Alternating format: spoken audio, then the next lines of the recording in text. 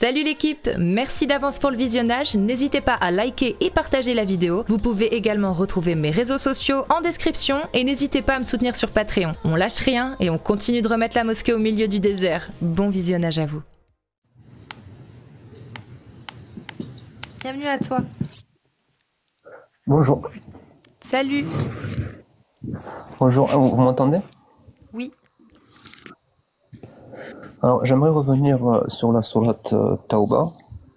Donc, je vous cite sur la sourate Tauba. Est-ce qu'on m'entend? Oui. Tout à l'heure, tu as parlé de la sourate Tauba. J'aimerais te poser une question. Par rapport à un verset, tu me dis ce que c'est, ou si tu as peut-être le tafsir. Par exemple, le verset 13. Donc, c'est sourate 9, c'est ça? Oui. Donc, sourate 9, verset 13, tu me dis ce que tu en penses, si tu as le... Si tu as le... Moi, le tafsir, oui. Oui. Monsieur, je peux le lire, mais tu me diras ce que tu en Vas-y, penses. dis le verset, oui. Je veux bien. Alors, ne combattrez-vous pas des gens qui ont violé leur serment, qui ont voulu bannir le messager, et alors que c'est eux qui vous ont attaqué les premiers? Donc on voit bien qu'ils ont attaqué les premiers. Très bien. Là, tu parles du contexte historique, oui. Très bien. Et du coup, Donc, ça a engendré quoi comme loi, ça après, par la suite? C'est-à-dire, comme ben, la loi, c'est de se défendre, c'est pas compliqué. Très bien. C'est quoi alors Djihad at-Taleb?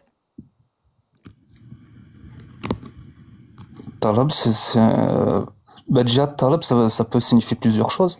Un effort sur soi-même. Ah non, moi je te parle du petit djihad, le djihad Taleb. Le djihad Taleb, le grand djihad, oui, c'est un travail sur toi-même. Mais le petit djihad Taleb, c'est quoi la notion du djihad Taleb? Parce que le Taleb, il est que dans... Oui. Propager le message, mais pas forcément de quelle façon? Ah bah si Oui. De mépris, c'est pas en attaquant sans raison, hein. C'est par la parole. Très bien. Ça peut être par la parole. Ça peut être par la parole. Est-ce que ça peut être par d'autres choses?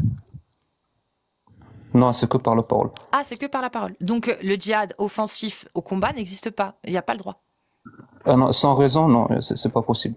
D'accord. La raison, non, mais la raison, tu l'as donnée. Répandre la parole de l'islam. Répandre l'islam. Oui, c'est une raison. Très bien. Oui. Donc, si tu fais passer ton message à l'oral, que ça marche pas, Allah, il préconise quoi? Eh ben, il dit, à vous votre religion, moi la mienne. Ah bon? Ben oui. Ah bon, il dit ça? Bien sûr, il y a un surat entier. Et ça, c'est quoi le contexte de celle-ci? Ben, je pensais que la parole d'Allah était valable en tout temps, en tout lieu. Donc, ouais, alors, effectivement. Dans l'islam sunnite, t'es musulman sunnite? Oui. Alors, dans l'islam sunnite, tu connais la notion d'abrogeant abrogé ou pas? Oui, mais à partir du moment où il y a abrogeant abrogé, la parole d'Allah, elle est plus valable en tout lieu, du coup. Ouais, t'as tout dit. Ça s'appelle... Si elle est abrogée. Exactement. Oui, mais je suis d'accord avec toi. C'est bien, c'est exactement le problème de l'islam sunnite, oui. C'est que, soi-disant, la parole est parfaite, mais il y a des abrogeants abrogés. Donc Allah se contredit, c'est bizarre. Oui, je suis d'accord avec toi. Oui. Parce que moi, c'est une contradiction. Parce que moi, je dirais la parole, oui, la parole, c'est-à-dire le texte est valable en tout temps, en tout lieu, mais la pratique, il y a des contextes sur la pratique. Oui, et quels sont selon l'islam sunnite? Exactement. Mais moi, je parle d'islam sunnite. Et selon l'islam sunnite, qu'est-ce qu'ils disent? Est-ce que aujourd'hui, aujourd'hui, en 2025, dans le fiqh, qu'est-ce qu'on trouve? Est-ce qu'on trouve djihad taleb offensif physique est une obligation? Ou est-ce que c'est pas obligatoire? Donc, si je comprends bien, c'est une obligation de propager l'islam avec la violence. Non, c'est une obligation de propager l'islam. Si le fait de parler ne suffit pas, est-ce que Allah donne le droit d'utiliser la violence? La réponse est oui. Ah bon? Darar harb, c'est quoi darar harb? Dar, ça signifie maison. Harb, ça veut dire guerre. Guerre, exactement. Donc, tu as les terres de guerre de Allah. C'est une notion dans l'islam sunnite. Quelles terres sont automatiquement incluses dans les terres de guerre? Les darar kufr. Ça peut être une guerre, un djihad, comme tu l'as dit, Taleb, où on va propager de manière pacifique l'islam. Mais si ça ne marche pas, est-ce que Allah interdit d'utiliser la violence? Non, il l'interdit pas, vu qu'il l'a même donné, quand je l'ai dit, par exemple, sur la sourate 47, verset 4, si je ne m'abuse, que j'ai lu tout à l'heure. Bah non, il l'interdit pas. Si c'est le seul moyen, alors faites-le. Donc, du coup, il l'oblige pas non plus d'utiliser la violence, on est bien d'accord. Bah non. Ah, Lui, bah, ce qu'il veut Allah, c'est répandre l'islam. C'est-à-dire que les terres de Koufr doivent être islamisées. Comment on les islamise? Bah, vous avez le choix. Si vous y allez pour en mode sympathique et que vous arrivez à les convertir, tant mieux. Mais si vous n'y arrivez pas, frappez au cou ceux qui ont mécru. Non, ceux qui vous ont attaqué les premiers. Je viens de le lire. Ah mais non, mais ça c'est le verset. Moi je te demande ce que les savants disent et ce qu'il y a dans le fiqh. Moi je parle de l'islam sunnite. Après, je sais pas ce que moi, c'est pour ça, moi, je t'ai monté par rapport à la sourate. Parce que là, j'ai cité un seul verset, mais il y en a plusieurs, hein. Il y en a beaucoup, beaucoup, beaucoup. Oui, il y en a beaucoup, oui. Il y en a beaucoup qui donnent l'autorisation d'utiliser le combat contre ceux qui refusent de croire. Parce que quand tu attaques un pays, quand tu vas pour l'islamiser et que les gens refusent et qu'ils les chassent, Allah, il dit quoi? Il donne l'autorisation ou pas à dire ou il dit bah non, laissez-les tranquilles. Ah ben non, ils croient en ce qu'ils veulent. C'est pour ça, moi je viens de lire la sourate. Dans l'islam sunnite, à vous votre religion, à moi la mienne, c'est un verset abrogé par les At-Tawba, les versets de l'épée dans At-Tawba. Et les versets de l'épée, c'est ça, c'est le verset 29. Combattez. Donc il est plus valable. Selon l'islam sunnite, à vous votre religion, à moi la mienne, a été abrogé. C'est-à-dire que d'un point de vue juridique, de la jurisprudence islamique dans l'islam sunnite, c'est abrogé. C'est-à-dire que à partir du moment où il y a eu le désaveu, Allah a autorisé et ne l'a jamais réinterdit par la suite dans son écrit, parce que ça fait partie des dernières sourates révélées à Tawba, c'est l'avant-dernière si je ne m'abuse. Et entre-temps, à partir du moment où il a révélé cette sourate où il est dit c'est bon, maintenant c'est désaveu, il n'y a plus d'alliance avec les mécréants. Combattez-les où que vous les trouviez. Il n'y a rien eu d'autre après. Allah, il a donné son dernier commandement. Oui, ce que je veux dire, sur ce que tu as dit, je suis d'accord. Mais s'il te dit de combattre, c'est qu'ils ont combattu déjà auparavant. Ils peuvent pas, ils te demandent pas de combattre Non, mais Colt, il a demandé, ça marche si Allah a dit, c'est uniquement pour le prophète, quand il est en vie. C'est pas ce qu'il a dit. Allah, dans At-Tawba, quand tu vas lire les exégèses, c'est simple.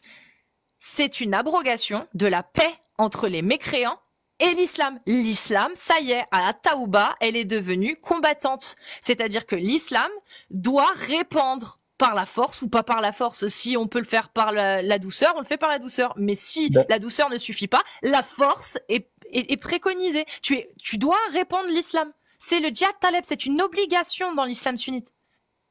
C'est pas ce qui est écrit dans la sourate. On te dit. Ils ont mal interprété, mon ref. Qu'est-ce que je te dis? Mais c'est l'islam sunnite, moi, dont je parle. Dans l'islam sunnite, c'est pas interprété comme toi. Dans l'islam sunnite, At-Tawba rend le djihad taleb obligatoire. Que ce soit un combat physique ou spirituel, il est obligatoire. Si le spirituel ne suffit pas, on fait un combat physique. Parce que le but de Allah, dans son Coran, ses derniers messages, At-Tawba, avant-dernière sourate, c'est de répandre l'islam au travers des terres mécréantes. Point barre. Ça, c'est le dernier message. Donc, est-ce que Allah, il a dit entre-temps, arrêtez, c'est bon, maintenant on repart à zéro? Ou est-ce que c'est son message qui compte, la dernière chose qu'il nous a imposée qui compte le plus? C'est quoi? Faut savoir aussi. Déjà, bon, peut-être que l'autorité dit ça. Oui. Déjà, cette sourate est descendue dans un contexte de guerre. Autre chose, il y a plein de versets que j'ai pas cités, mais si tu prends le temps de lire la sourate, tu verras que c'est pas des. Alors propager l'islam, je suis d'accord avec toi, propager, mais avec la violence, alors que des gens ils ne t'ont rien fait et qui vivent leur vie qui ne t'ont rien fait, ça j'y crois pas trop, pas une seconde, parce que j'ai les versets devant moi. Oui, il n'y a pas de souci, c'est les versets comme toi tu les interprètes, et moi je préfère comme tu les interprètes, hein, vraiment. Ouais. Mais pourquoi quand on ouvre les ouvrages de jurisprudence de l'islam sunnite, selon toi? Qu'est-ce qu'il faut en faire de ces ouvrages? Quand tu lis Umdat as-Salik et que tu vas à l'article du djihad, l'article O9, O9 de l'ouvrage, tu as un alinéa où il explique, où c'est clairement expliqué que le djihad taleb est une obligation et qu'elle doit être menée, que ce soit d'une manière spirituelle ou physique, s'il y a une opposition. Ça, c'est ce qu'on retrouve dans les ouvrages de jurisprudence. Toi, en tant que musulman, toi, tu penses quoi de ces ouvrages-là de jurisprudence, par exemple, qui disent ça? Moi, je les ai pas lus, mais je veux bien te croire sur parole. Mais si elle positionne, s'il y a une opposition physique, on est bien d'accord. Comment ça? Tu as parlé d'opposition. C'est-à-dire que le djihad taleb, c'est l'obligation d'aller répandre l'islam. Si ça marche pas, oui, ta technique, faut que tu attaques, en fait. C'est ça qu'il est dit. C'est simple. Donc, si par exemple, on va clarifier. Si une personne. Demande-lui le texte, frérot. Demande-lui le texte. C'est Umdat as-Salik, article O.9. Ah, j'ai pas de livre. Tu parles de. En fait, elle prend juste les versets qu'elle veut, en fait. Je prends rien du tout, regarde. Bah, regarde, vas-y, ok, bah, t'as le Coran devant toi. Regarde. J'ai pas besoin de prendre le. Mon rêve, t'es musulman sunnite. Donc tu parleras après. Musulman sunnite, c'est Allah Sunna wal Jama'a. Ok, très bien. Je suis sunnite, y a pas de problème. Mais t'as le Coran?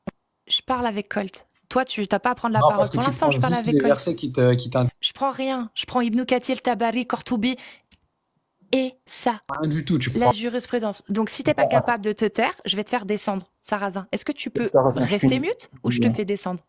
Merci. Ça, c'est Umdat as-Salik. C'est un ouvrage de jurisprudence de référence aujourd'hui, que ce soit dans les 4 écoles de l'islam sunnite. Il a été écrit par des savants Shafi'i, d'accord, qui ont recensé la majorité des consensus entre les 4 écoles. Et quand il n'y a pas consensus, il précise cette école est plutôt d'avis que. Et dans cet ouvrage qui fait aujourd'hui référence, Al-Azhar le prend encore en compte dans ses 5 plus grands ouvrages de jurisprudence qui sont encore étudiés. On voit à l'article O9. O9 tout court, hein, on va lire.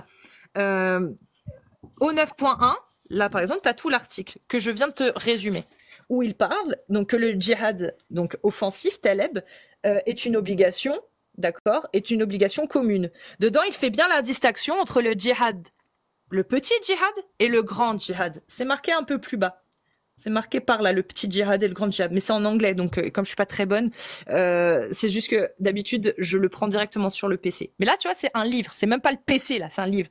Et dedans, il fait la distinction. Tu regardes l'article, il est long, hein. Il fait 2 pages.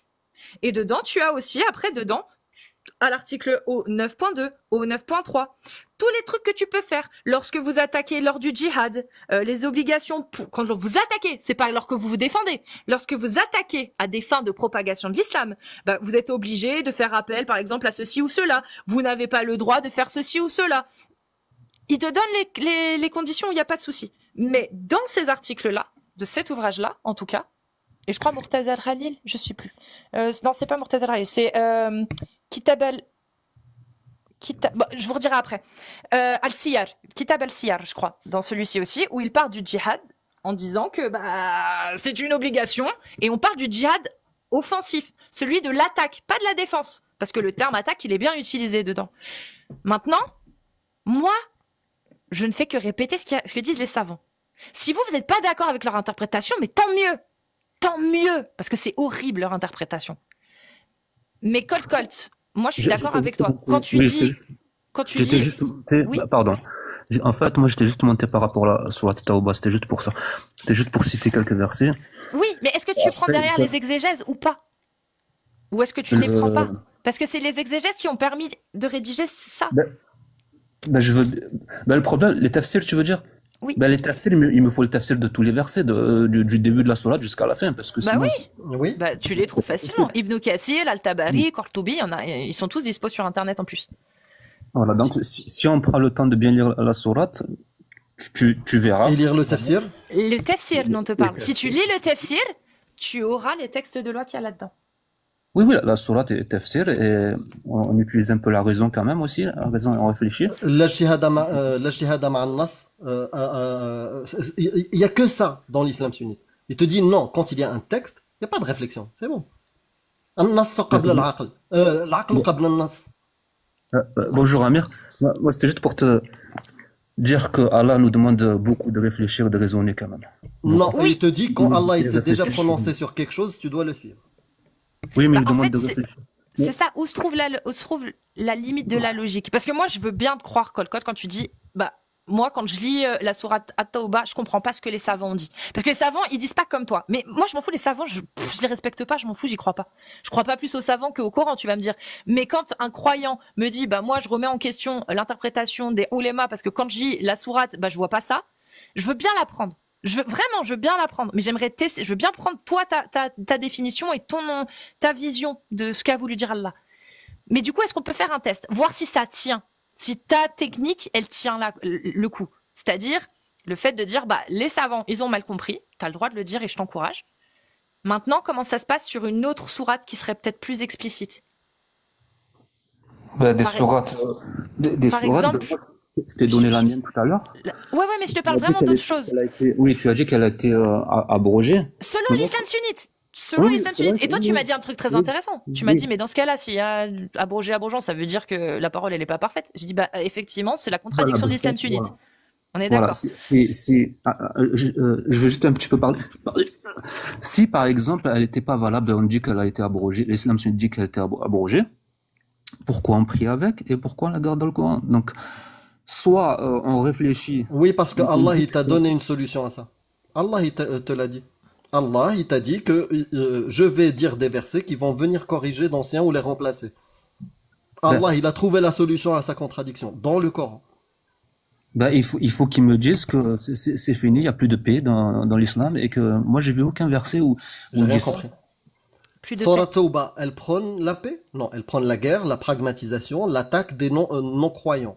Surat, c'est le Mu'minun, l'autre, elle te dit lakum dinakum waliyadin. Ça se voit la différence. Il y en a une qui te donne une prescription claire comment même les punir, c'est-à-dire les crucifier, leur séparer la tête du corps, leur couper les bras et jambes opposées.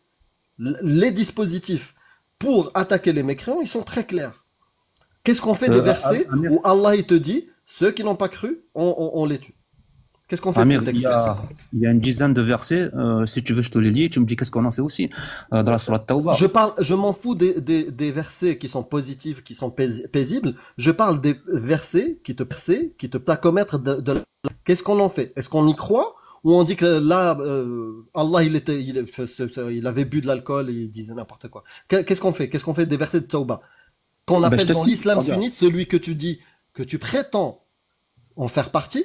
Ça s'appelle Ayatul Sayf. Les versets de l'épée. Ce que j'essaie de t'expliquer depuis, ça fait 20 minutes. Je vous dis qu'il y a un contexte. Je suis arrivé il y a 4 minutes. Il y a des gens qui n'arrêtent pas qui tu me parles depuis 20 minutes, je sais pas comment, ta gestion du temps. Non, depuis, avec Cassius. Je parlais de ça depuis 20 minutes. Je disais qu'il y a des versets qu'elle a cités et qu'il y en a d'autres qu'elle n'a pas cités. Dans les versets qu'elle n'a pas cités... Je m'en fous des versets qu'on n'a pas cités. Je te parle juste... Bah non, justement. Qu'est-ce qu'on fait du verset qu'on a cité qui prône la guerre et coupage de tête? Qu'est-ce qu'on en fait? Dis-moi juste, ceux-là, on les jette à la poubelle. Donne-moi une solution. Qu'est-ce qu'on en fait? Est-ce qu'on les applique? On les utilise ou pas? Et je vais te laisser sur Surat Nur, Cassius, j'avais compris. Je peux répondre? Réponds-moi, qu'est-ce qu'on fait des versets barbares de guerre? Qu'est-ce qu'on en fait? On garde tout. Pourquoi? Parce que... maintenant, tu me laisses répondre, s'il te plaît. D'accord? Je t'ai dit qu'il faut le contextualiser, il y a des versets avant, sinon tu comprends rien. Tu vas dire, oui, on dit juste de tuer les gens. Donc ça, j'aimerais que cette sourate Tawbah... Non, le contexte, il est clair. Non, j'ai pas fini, Amir. Si les mois sacrés sont expirés, prenez les mécréants. C'est clair. Le contexte est clair. Ashhur Hurum, ça c'est terminé. Il n'y a plus de règles. Lakum dinakum waliyadin. C'est clair dans le verset. Si le mois sacré expire, chopez les mécréants, pragmatisez-les. Le verset est clair. Mais c'était dans le contexte. Explique-moi le contexte qui rend jihad. Tu sais quoi? D'accord. Tu es musulman sunnite ou pas? Parce que je comprends pas. J'ai l'impression de parler à un coraniste. Amir. Est-ce que tu es musulman sunnite? Réponds-moi juste à cette question parce que j'étais pas là il y a 20 minutes. Est-ce que tu es musulman sunnite? Oui. D'accord. Qu'est-ce que tu fais de Ijma', le consensus des 4 écoles sunnites qui te disent Jihad talab fardun kifaya? C'est une obligation communautaire. Qu'est-ce que tu leur dis? Regarde. Au consensus. Réponds à cette question. Qu'est-ce que tu dis? Mais tu m'en as posé 3. D'accord. Non, j'annule tout. J'oublie toutes mes questions. Réponds à celle-ci. Toi, musulman sunnite, qu'est-ce que tu dis à tes autorités des 4 écoles sunnites qui se sont prononcées par un ijma' que jihad al-talab fard kifaya, le djihad offensif est une obligation communautaire? Qu'est-ce que tu leur dis? Ben, je leur dis qu'elle est valable pour les Palestiniens. Donc va dire ça à un Palestinien, montre la J'ai pas compris. Est-ce que jihad al-talab fard une obligation communautaire ou est-ce que ça ne l'est pas? Mais quel communautaire? Il y a plusieurs États musulmans. Je m'en fous. Dans l'islam sunnite, il y a un État qui suit la parole d'Allah. C'est ça l'islam sunnite. Dans un État qui suit la parole d'Allah, qui suit Al-Sunnah wal Jama'a, le consensus c'est quoi? C'est est-ce que le djihad offensif, attaquer les terres mécréantes pour négocier avec eux, s'ils veulent rentrer dans l'islam, bismillah, ils veulent pas rentrer dans l'islam, on leur coupe la tête. C'est ça jihad talab. Donc est-ce que ça, c'est une obligation ou non? C'est interdit de faire ça dans l'islam sunnite. Je sais pas, en tout cas, tu attaques frérot, arrête de dire que tu es musulman sunnite alors que tu réponds, je ne sais pas. Il faut savoir. Parce que moi, je vais te donner le savoir par un consensus. Je vais te donner le savoir parce que tu ne sais pas. Un consensus. Les 4 écoles se sont déjà prononcées. Tous les savants les plus imminents des 4 écoles sunnites se sont prononcés sur jihad talab. Est-ce qu'on doit attaquer les terres de Kufr? Ils te disent oui. Par consensus, par ijma'. Il faut attaquer les terres mécréantes et s'ils ne veulent pas rentrer dans l'islam, vous les chopez, vous les pragmatisez. Ça, c'est ton islam sunnite. Maintenant que tu as le savoir, est-ce que tu es d'accord avec eux ou est-ce que tu es contre cette loi-là de jihad talab? Je peux répondre sans être coupé ou pas?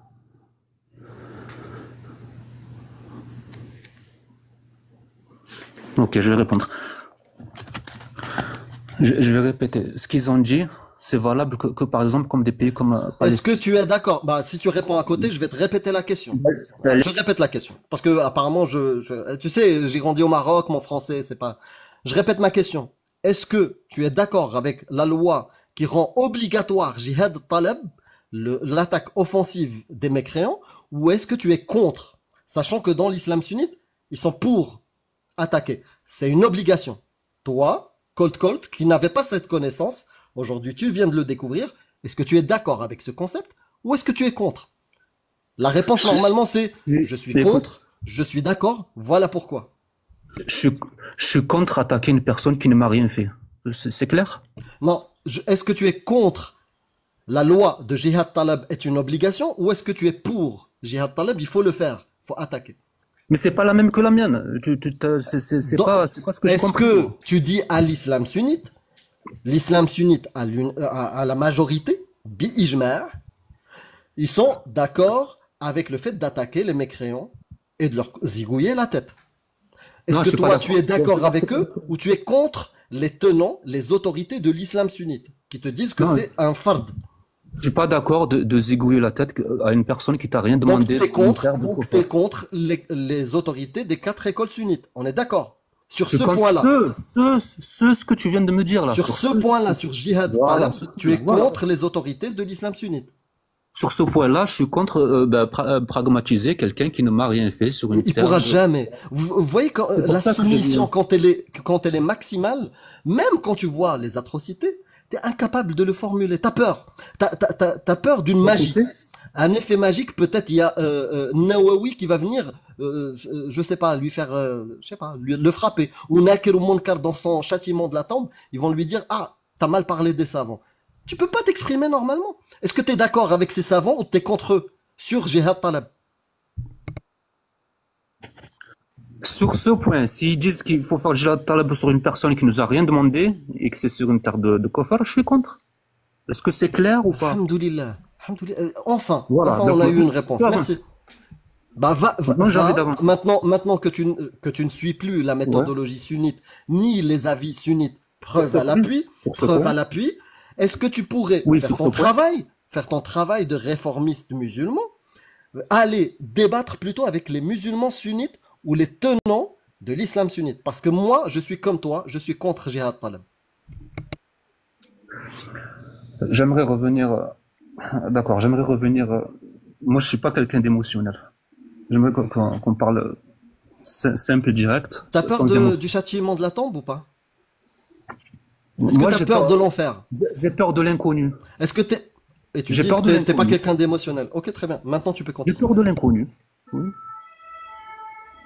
Non, les émotions, quand on s'exprime, les émotions... La peur n'est pas une émotion. Mais vas-y, tu peux... Ben, y a peur et peur. Développe maintenant. Oublions les émotions. Développe quelque chose de rationnel qu'on puisse se mettre quelque chose sous la dent.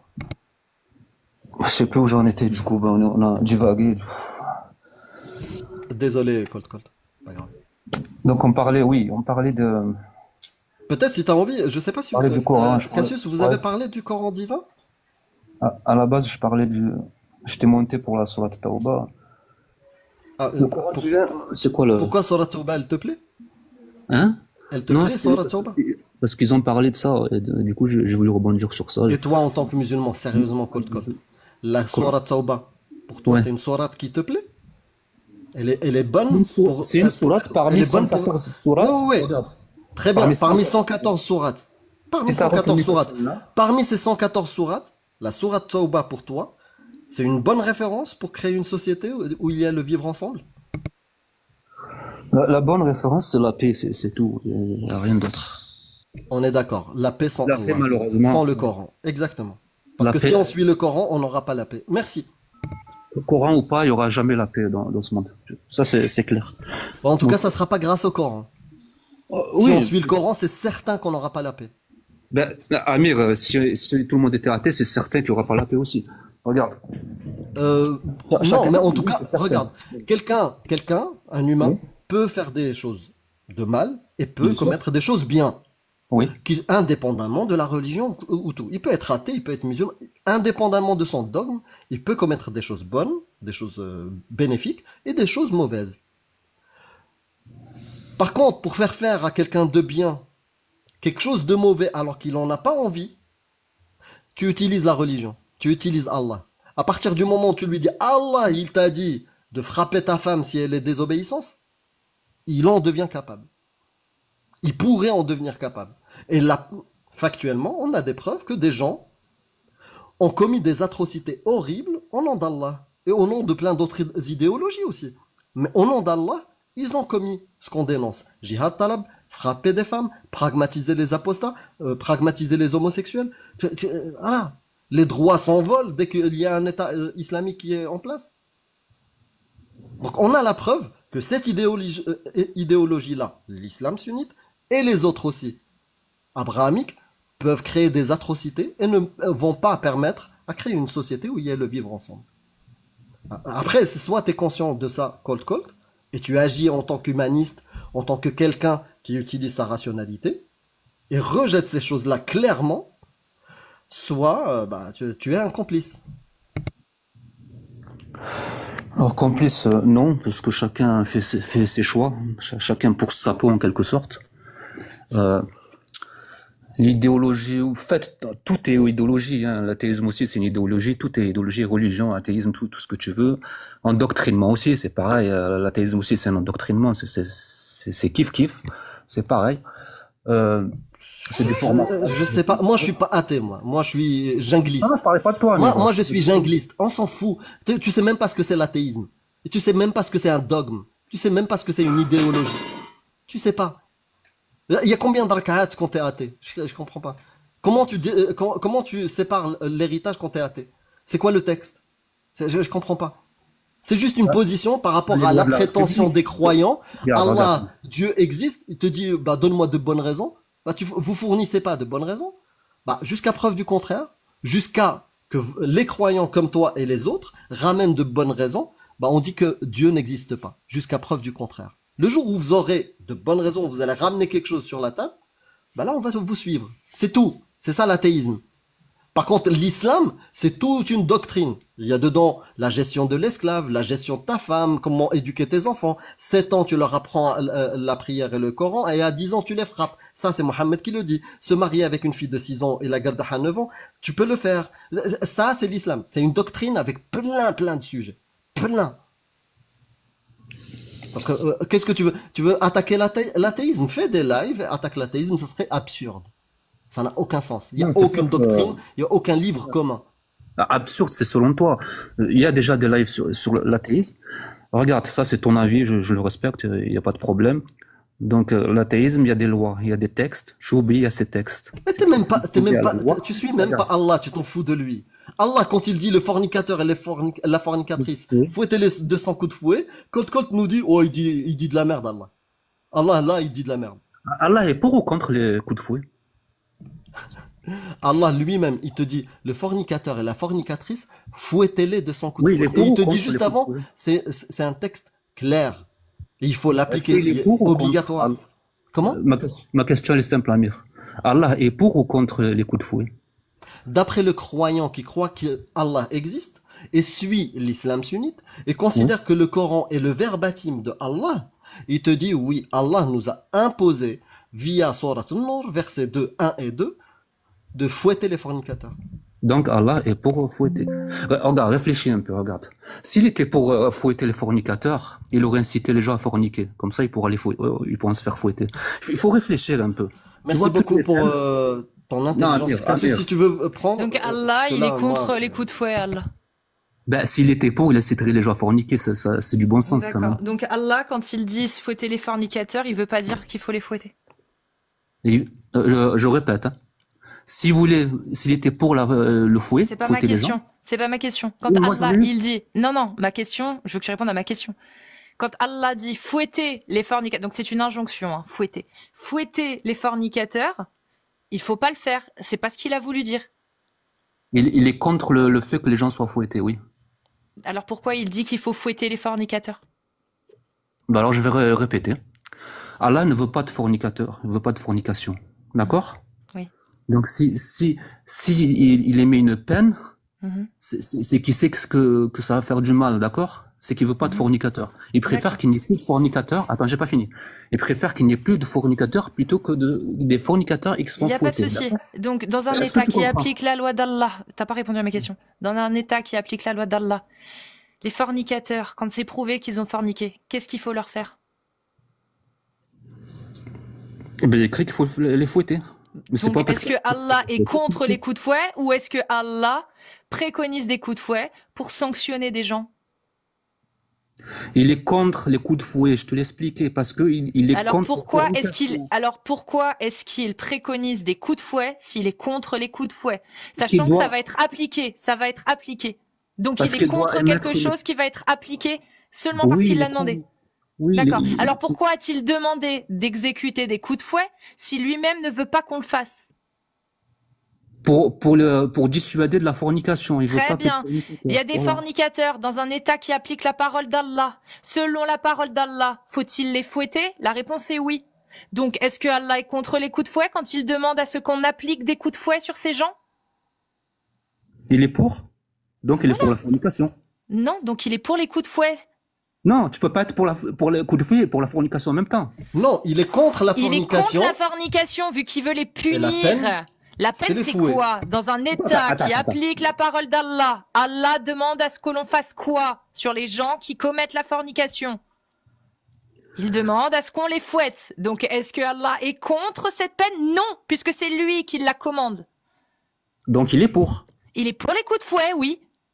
Donc, s'il est pour les coups de fouet, il est pour la fornication. Non, il est contre la fornication parce que justement, il préconise les fouets contre la fornication. Mais t'es teubé ou tu je sais pas.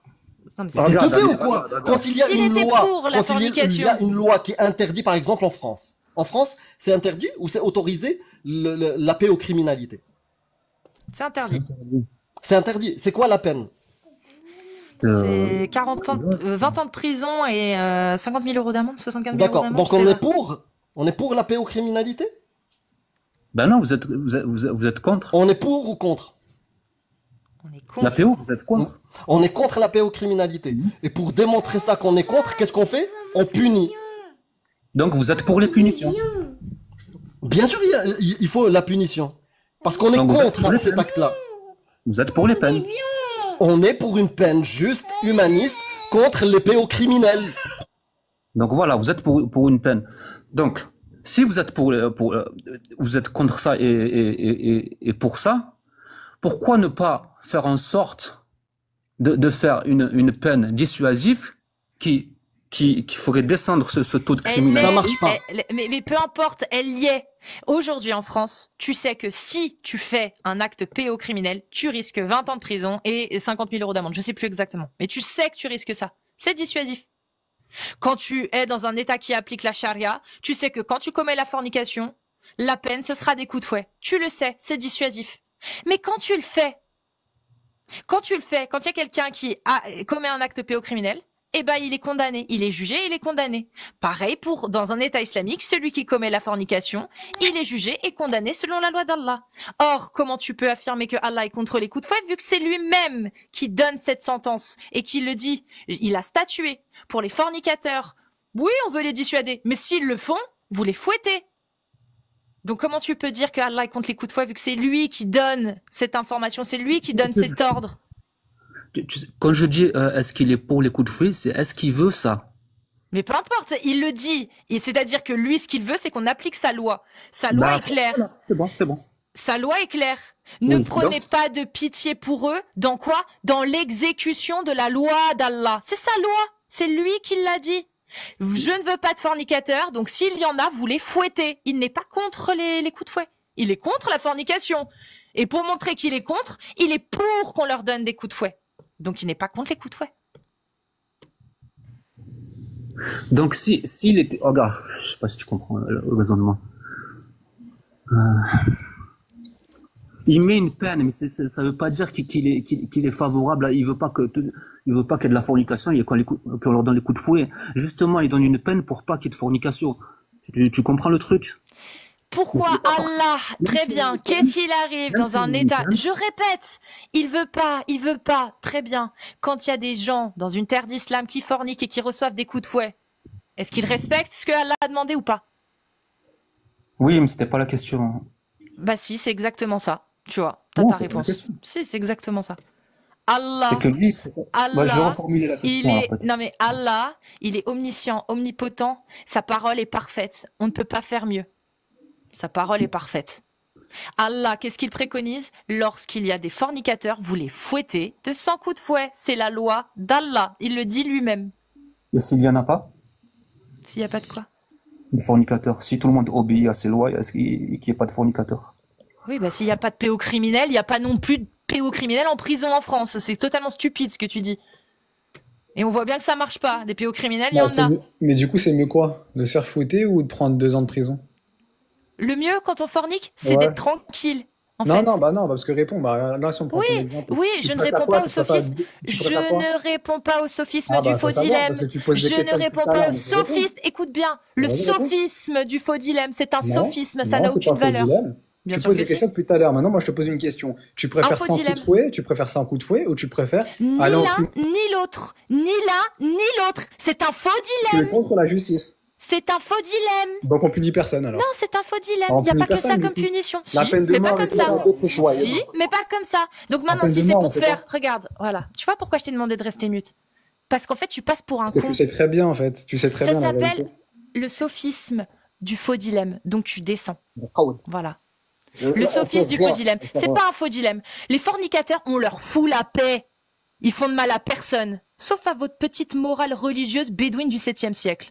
Les pédocriminels, faut les punir, bien évidemment. Est-ce qu'il faut les punir de 20 ans d'emprisonnement et de 50 000 € d'amende? Je suis pas sûre. Je pense qu'il y a mieux à faire. Bien plus efficace que ça. Tu vois? Il n'y a pas de solution. Il y en a 50 000. Et le tout, c'est de savoir jauger laquelle sera la mieux. Sauf que Allah, il laisse pas cette opportunité. Allah, il affirme que sa parole est la meilleure et qu'il a la meilleure des solutions et que contre les fornicateurs, eh bien, il n'y a pas meilleure solution que ce que Allah a exigé, les fouetter. Il n'y a pas meilleur. C'est Allah. Est-ce qu'on peut trouver meilleur que la parole d'Allah comme solution pour la fornication? Non. Pas selon l'islam. Donc, selon l'islam, la meilleure des solutions face aux fornicateurs, c'est de les fouetter. C'est QFD. Le sophisme de la... C'est incroyable de... Enfin bon, en 2025, de encore oser balancer ce genre de... Les gens sont plus dupes, hein. Faut que vous Juste une question. Oui, si on va oublier un peu la peine, si un Dieu te dit qu'il est contre la fornication, comment toi tu... Est-ce que c'est quelque chose qui te met mal ou... C'est pas un dieu. Ou alors, jusqu'à preuve du contraire, ça n'en est pas un. Une parole, parce que toi, t'es pas croyante, mais comment tu le vois, toi? Comment tu le vois? Comme un fascisme. D'accord. Comme du fascisme, très clairement. C'est priver des libertés. Exactement, c'est une privation de liberté injustifiée, en plus de ça. Il interdit, punit 2 personnes consentantes qui s'aiment hors mariage. Il les punit de peine de mort. En public, hein? En public. Exactement, avec c'est du fascisme. Popcorn. Avec 4, donc quelqu'un qui commet la fornication, il faut qu'il y ait 4 témoins oculaires. Non, pas obligatoire. Si la femme est enceinte, elle est fornicatrice. Si une femme est enceinte sans être mariée, elle est fornicatrice. Il y a des hadiths qui le prouvent que le prophète l'a fait fouetter à la fin. Et dont une aussi qui avait commis l'adultère, qui l'a avoué, il l'a fait lapider à la fin. La fornication, c'est 4 témoins ou un seul qui suffit à faire avouer les autres, à avouer, c'est-à-dire que s'il y a une personne qui vous a grillé, qui t'a grillé en train de forniquer et que tu admets que tu as forniqué parce que t'as honte, tu vois, c'est bon, tu seras fouetté. Si la femme est enceinte hors mariage, après la naissance de son enfant et quand il pourra se passer de ses soins maternels, elle sera fouettée aussi. Bon, 4 témoins oculaires, forniquer devant 4 témoins oculaires, je trouve ça un peu... Ça n'a rien à voir avec les... Non, c'est ça que tu comprends pas. 4 témoins oculaires, c'est si la personne n'est pas enceinte, si c'est une femme, et s'il n'avoue pas. C'est-à-dire que s'il y a 4 témoins oculaires et que les 2 n'avouent pas, les 4 témoins oculaires, effectivement, gagnent. Et ils seront fouettés même sans avouer. Mais s'il y a un témoin qui balance, ça suffit pas pour les condamner. Faut qu'ils avouent. S'il y a un témoin qui balance, ou 2, en disant, moi je les ai vus, ils sont montés à l'hôtel, ils ont forniqué, je les ai entendus dans la chambre d'à côté. La chouma, on appelle ça, la chouma. Et que tu décides d'avouer. Et que tu avoues. Et t'avoues. Tu te feras fouetter. Il avoue. Il avoue. Oui, tu te feras fouetter. Parce que tu as couché avec quelqu'un hors mariage. C'est-à-dire que moi, mes parents dans la société islamique, parce qu'ils m'ont eu en tant qu'enfant, ils se font fouetter. Ils se font fouetter, mes parents. Ils vivent ensemble, ils m'ont eu hors mariage, ils ont forniqué, ils se font fouetter selon la loi d'Allah. Mais s'ils sont toujours ensemble, ils sont considérés comme mariés. Hein. Non. Ah non. Ah, pas du tout. Ils sont ni catholiques, ni juifs, ni musulmans. Au niveau éthique, ils sont rien du tout. Hein. Au niveau islamique. Au niveau islamique, t'as pas le droit d'aller habiter chez un homme si t'es pas marié avec. Hein. Mes parents ne sont pas mariés. Il y a aucun contrat, rien n'a été signé. Ils vivent ensemble en dehors des liens du mariage. Ils seront fouettés. D'accord. Ça, c'est selon l'islam sunnite. C'est pour ça que quand on parle de djihad taleb offensif, physique, t'es contre. Et c'est bien, parce que tu vas à l'encontre de ce que dit l'islam sunnite. Mais là, quand on est sur un verset explicite qui pose problème, tu te rends bien compte que ça va au-delà de l'interprétation de l'islam sunnite. C'est clairement la parole d'Allah qui devient incohérente par rapport à toi, ta façon de voir les choses. C'est-à-dire que fouetter des gens sur la place publique, je suis sûr que Colt, ça lui plairait pas. Même s'il est contre la fornication. Même si t'es contre, même si tu penses que c'est un mal, je doute que Colt, il ait envie de voir des gens sur la place publique se faire fouetter parce qu'ils se sont aimés en mariage. Mais quand tu regardes dans le Coran ce qu'il y a, est-ce que tu peux réellement aller à l'encontre de cet avis, de cet ordre divin? Non, en tant que musulman, tu peux pas aller. Mais moi, en fait, si tu veux, que quand je vois ça, bon, bien sûr, comme tout le monde, tu trouves ça une punition dure et horrible. Mais il faut aussi comprendre, il faut se dire, mais pourquoi une peine comme ça? Pourquoi pas une autre? Non, t'es pas comme tout le monde. T'es pas comme tout le monde. Par exemple, moi, je suis différent de toi sur cette histoire-là. Je trouve pas ça juste barbare. Je trouve ça inacceptable. Inacceptable. Il y a aucune au XXIe siècle, mais ça c'est compréhensible aussi. Est-ce que c'est une parole divine qui est là jusqu'à la fin des temps ou pas? C'est ça le sujet. Bien sûr, si c'était quelque chose de divin, on pourrait commencer à réfléchir. Mais là, même là, on voit qu'elle n'est pas adaptée à aujourd'hui, ni à hier. Ça n'a jamais été adapté. Et je vais te poser une dernière question pour comprendre l'absurdité de cette religion-là comme toutes les autres. Qu'est-ce qui est haram et qu'est-ce qui est halal? Qu'est-ce qui est autorisé et qu'est-ce qui est interdit? Manger du porc ou coucher avec une petite fille de 9 ans? Les deux sont haram. Coucher avec une petite fille de 9 ans? Oui. Mariée avec? Oui, je peux t'expliquer. Ta femme? Oui, oui, je peux t'expliquer. Donc le prophète, il a commis quelque chose de haram avec Aïcha. Ça, il y a eu un débat là-dessus, donc Quel débat? Quel débat? Il y en a eu plein de débats là-dessus. Sors-moi les textes, le résultat du débat. Est-ce qu'il a vraiment couché? Sors-moi le texte qui résout le débat. Moi, je vois aucun débat dans les textes de ton islam sunnite, dans les 4 madahib, il n'y a aucun débat. Il y a ijma' que ce hadith-là est sahih. Aïcha elle-même rapporte, il s'est marié avec moi à 6 ans, il a couché avec moi à 9 ans. Et tous, ils utilisent tous les synonymes qui disent relation sexuelle. J'ai une question. Tous les synonymes sont utilisés. Regarde, Amir, je peux te donner des calculs. Donc maintenant, en référence avec ton islam sunnite, est-ce que c'est halal de manger du porc ou est-ce que c'est halal de ken une petite fille de 9 ans à partir du moment où tu te maries avec elle et tu respectes certaines conditions? J'ai répondu, je vais t'expliquer pourquoi. Si tu me laisses pas répondre, je peux pas. Donne-moi les sources alors que c'est interdit. Merci. Ok, il y a un hadith qui te dit c'est haram de causer la souffrance à une personne, à ta femme. D'accord. Donc c'est-à-dire que si ta première femme n'a pas envie que tu ailles de la deuxième, la troisième, la quatrième femme, alors tu n'as pas le droit d'épouser une deuxième, une troisième, une quatrième femme. Faudrait que je te retrouve le texte. Il a dit il faut pas causer de souffrance et on sait très bien qu'une fille de 9 ans, tu vas lui causer de la souffrance. Première chose. Un autre argument. Tu peux répondre s'il te plaît à ma question parce que tu parles de souffrance. Si ta femme, ça la fait souffrir que tu aies une deuxième femme, est-ce que du coup tu dois te priver de l'autorisation d'Allah pour ne pas faire souffrir ta femme? Ah oui, si elle souffre, oui. Ah bon? Attends, si elle souffre, si elle a si tu la blesses, s'il y a de la violence. Donne-nous le texte qui dit ça dans l'islam sunnite, vas-y. Moi, je cherche au gars. Non, mais il y a de la souffrance. La femme, c'est ça, regarde. Je te donne le contexte. Ta femme, ta première épouse, elle sait que tu vas en épouser une deuxième et ça la fait souffrir. Est-ce que du coup, tu vas te priver de l'autorisation d'Allah? Je parle de l'acte, hein. On est bien d'accord. Ah bah oui, l'acte de se marier fait souffrir ta première femme. L'acte de se marier avec une deuxième. Non. Tu l'as dit. Allah, de tout, de n'importe quoi. Tu as affirmé que Allah a dit, il ne faut pas causer de souffrance. C'est interdit de faire des actes qui causent de la souffrance à autrui. C'est ce que tu as dit. Je parlais de coucher. Mais il faut savoir, le hadith, il parle de coucher ou le hadith, il est général? Il est général, la darar wa la dirar. Il est général. Très bien. Donc dans les versets, dans le hadith, il est dit, il est interdit de faire quelque chose qui causerait de la souffrance à autrui. Donc on est d'accord que si ta femme souffre du fait que tu vas épouser une deuxième femme, elle souffre, elle n'a pas envie.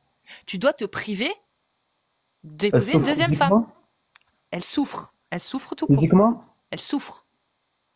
Elle souffre quoi, mentalement? Dans le hadith, c'est précisé quelle souffrance? Non. Je revérifierai. C'est la darara wa la dirar. Donc c'est pas précisé dans le hadith. Non, il n'y a pas psychologique, c'est général. Tu vas comprendre le nombre de contradictions qu'il y a dans cette religion. C'est interdit. Seulement, si ta femme souffre parce qu'elle t'aime plus que tout et qu'elle veut pas partager, parce qu'elle t'aime et elle veut que tu sois fidèle à elle, qu'à elle, que c'est vous contre le monde entier, elle souffre de ta décision d'épouser une deuxième femme. Donc normalement, si tu suis le hadith, tu ne dois pas épouser la deuxième femme parce que t'as pas envie de faire souffrir ta femme, qu'elle tombe en dépression, qu'elle finisse mal. T'as pas envie. Seulement, Allah, voilà ce que Allah dit. Allah, il dit, ô prophète, pourquoi en recherchant l'agrément de tes femmes t'interdis-tu ce qu'Allah t'a rendu licite?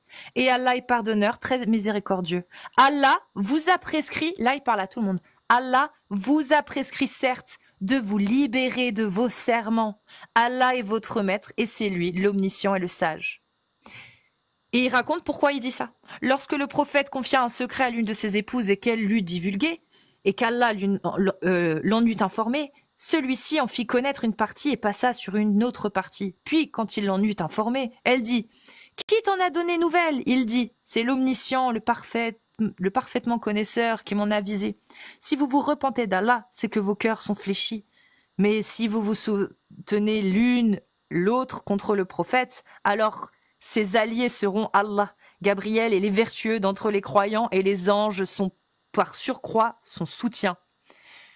Et ensuite, s'il vous répudie, il se peut que son Seigneur lui donne en échange des épouses meilleures que vous, musulmanes, croyantes, obéissantes, repentantes, adoratrices, jeûneuses, déjà mariées ou vierges. Là, Allah, dans les tafsirs après expliqués par les exégètes, il dit quoi?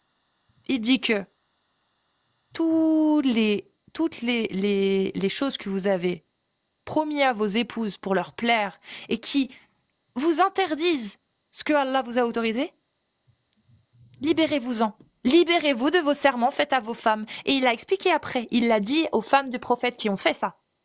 Si vous continuez de vouloir interdire au prophète ce que j'ai autorisé, alors il se peut que Allah lui donne de meilleures épouses que vous et qu'il vous répudie.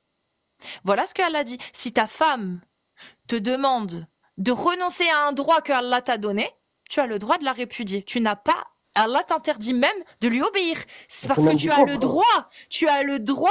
Et si Allah t'a donné le droit, alors ta femme n'a pas à t'interdire de le faire. Oui, d'accord, la femme n'a pas interdit. C'est du coffre. Moi, je défie Colt de mettre sa caméra, d'accord, et défier tous les imams. Attends. C'est juste pour montrer que c'est illogique. Juste pour montrer que c'est illogique. Je te défie, Colt, d'ouvrir ta caméra et de défier tous les imams sunnites et les autorités sunnites et leur dire non, le mariage des petites filles est haram, d'après l'islam sunnite. À visage découvert, vas-y, fais-le. Montre que tu as raison, que tu vas jusqu'au bout. Moi, je vais jusqu'au bout de mes convictions. Je montre mon visage. Je suis contre, peu importe l'idéologie, les circonstances, les conditions, je suis contre toutes ces barbaries, dont le mariage des petites filles. Toi aussi, tu es contre apparemment. Est-ce que tu es capable de dire que tous les savants de l'islam sunnite ont tort quand ils disent أجمع أهل العلم كل من نحفظ عنه من أهل العلم أن زواج الصغيرة حلال صغيرة كانت أم كبيرة أما الصغيرة فلا خلاف فيها. Il n'y a pas de divergence dans le cas de la petite. فلا خلاف فيها. الزواج جائز. Il est valable. Donc tes savants sunnites, toutes les autorités sunnites, Ibn Qudama, tout cela valide. Toi, tu leur dis, vous n'avez pas compris. D'accord? Tu me prends un avis minoritaire, isolé, que personne ne prend en compte. D'accord? Pour la darar ou la dirar. Ouais. On la connaît. Mais est-ce que tu es capable de dénoncer tous les autres avis qui font consensus? T'es capable ou pas? Je t'envoie une invitation pour la caméra, vas-y.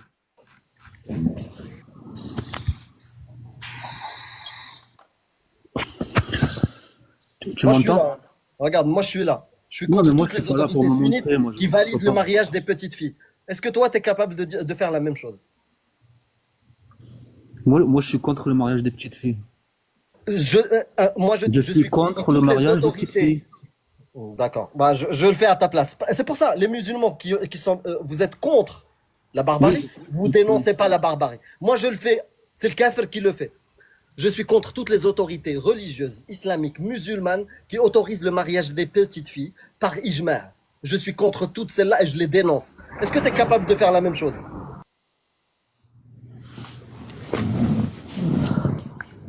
Je vais répéter. Hein. Je suis contre le mariage des petites filles. C'est pas ça qu'il t'a demandé. Est-ce que toi aussi tu es capable de dénoncer? Est-ce que toi aussi tu es capable? Est-ce que toi aussi? C'est ce qu'il a fait, putain, Colt. Est-ce que tu es capable de dire, moi, Colt, musulman, je dénonce les autorités religieuses de l'islam sunnite qui valident le mariage des petites filles et le rendent halal par ijma? Mais s'ils le valident, c'est à eux c'est leur problème. Est-ce que tu le dénonces? C'est pas leur problème, c'est le tien, mon ref. T'es incapable de dénoncer. Il y a quoi que vous comprenez pas? Votre religion, votre dogme vous rend esclave. Vous êtes des esclaves. C'est bon? Vous êtes soumis à de la khra. Vous êtes soumis à une autorité religieuse. Vous n'êtes même pas capable de la dénoncer quand elle valide les petites filles, le mariage des petites filles et la consommation. Vous n'êtes même pas capable. C'est leur problème. Bah non, c'est pas leur problème. C'est le problème de millions de petites filles à travers le monde. T'en as rien à foutre. Parce que si tu dénonces l'autorité de l'islam sunnite qui valide le mariage des petites filles, tu es tekfir et tu le sais.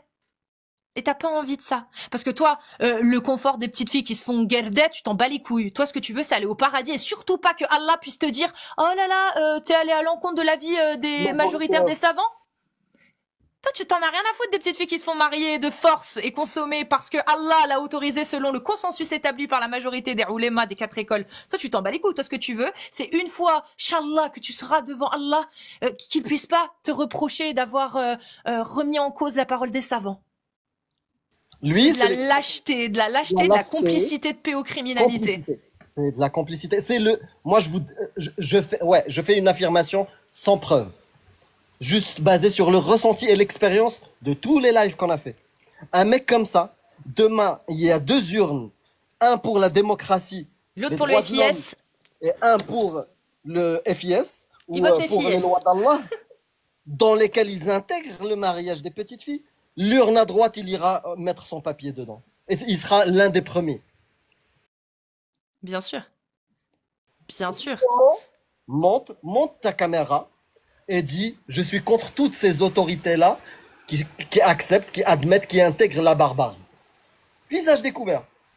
Toutes les autorités de l'islam sunnite, du judaïsme, de ce que tu veux. Toutes les autorités, moi je les mets dans les mêmes sacs, qui autorisent la pédocriminalité et la barbarie, je les dénonce à visage découvert. T'es capable de le faire? Bah non, c'est leur problème, Amir. C'est pas le sien si des gamines se font miauler sous couvert de la loi d'Allah parce que des tarés ont interprété ça comme ça. C'est pas son problème, voyons. Bah oui, lui, il est tranquille. Il est vissé sur son canapé. Tranquille. Bon. Il est dans un pays qui lui donne ses droits, qui respecte même sa liberté de conscience, le droit de croire, pratiquer. Alhamdoulilah. Merci la France. Merci la France. Bon, bah moi je pense que je vais m'arrêter là parce que... On va faire la shahada. Ashhadu anna la ilaha illa Faransa wa anna rasulallah c'est Cassius Lady. C'est moi la prophète?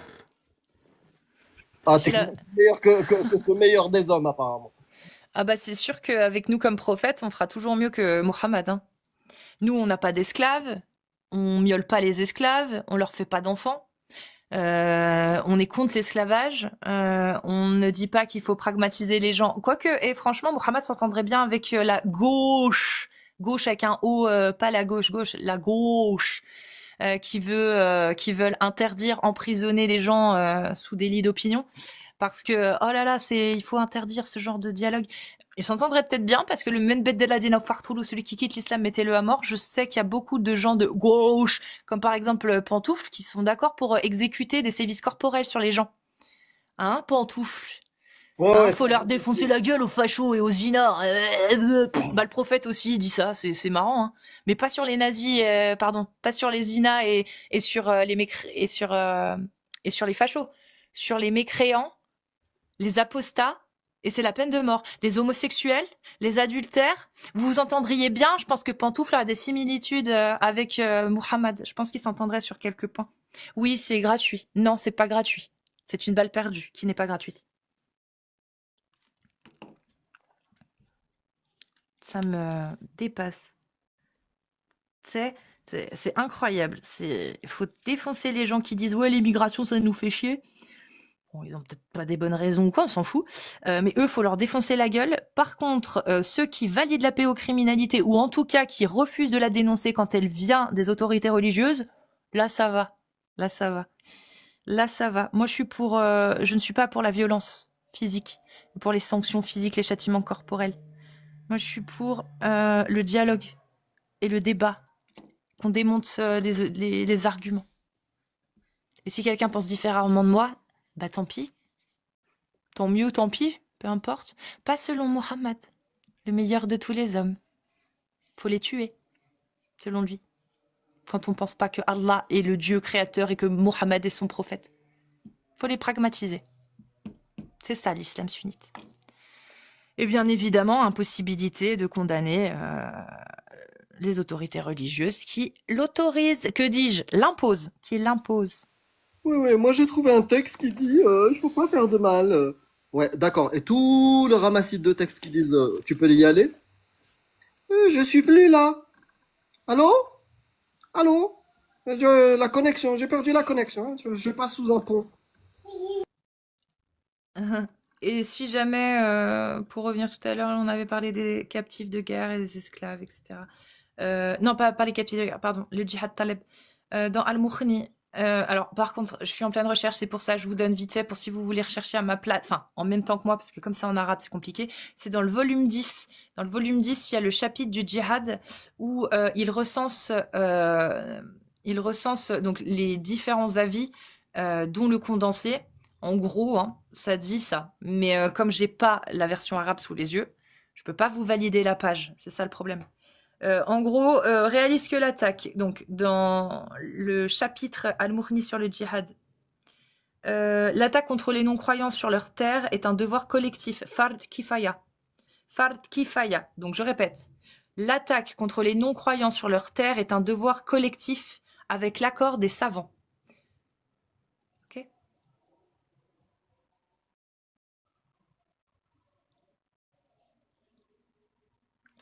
Cependant, selon Ibn al-Musayyab et Ibn Shubruma, c'est un devoir individuel. Fard ayn. Fard ayn. C'est ça? Pour chacun. C'est ça, ouais. Donc, c'est-à-dire que Shubruma, il est encore pire. Shubruma, il dit que c'est un devoir même individuel. L'imam Shafi dit, donc le créateur du grand madhab Shafi, le minimum requis est une participation au djihad par l'épée une fois par an, et plus, c'est toujours mieux. Il n'est pas permis de laisser passer une année sans combattre, sauf en cas d'urgence. Faiblesse, manque de provisions, faiblesse. Oui, les terres musulmanes aujourd'hui, islamiques, sont en état de faiblesse. Parce qu'il y a trop, il y a l'ONU, il y a trop en fait de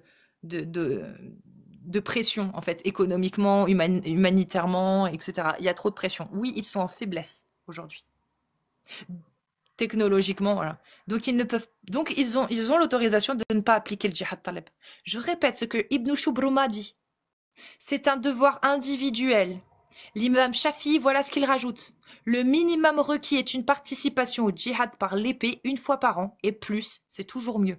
Il n'est pas permis de laisser passer une seule année sans combattre, sauf en cas d'urgence. Faiblesse. Manque de provisions. Problèmes technologiques. Manque de moyens. Oui, c'est une obligation. Allah, quand il a révélé sa parole pour toute l'humanité, c'est bien pour qu'elle soit répandue. Il a donné tous les ordres. Répandez ma parole. At-Taouba, c'est bon, maintenant vous la répandez par l'épée. Il n'y a plus d'association. C'est fini. Maintenant, c'est l'épée. Avant-dernière sourate descendue révélée. At-Taouba. C'est terminé, les gars. Maintenant, des aveux de la part d'Allah. Combattez ceux qui ne croient ni en Allah ni au jour dernier, jusqu'à ce qu'ils versent la capitation de leurs propres mains en état d'humiliation. Et ça, c'est que pour les croyants, chrétiens et juifs. Il n'y a pas de jizya pour ceux qui refusent de se convertir et qui sont polythéistes, agnostiques, déistes, athées. Il n'y a pas. C'est la pragmatisation. Frappez-les au cou. Sourate 47, verset 4. Je sais pas, vous n'avez pas honte de condamner le live de dictature alors que tu suces un dictateur invisible? Je comprends pas ta posture. Tu crois vraiment que t'es crédible? On t'a offert l'occasion de dénoncer la barbarie. Tu t'es caché.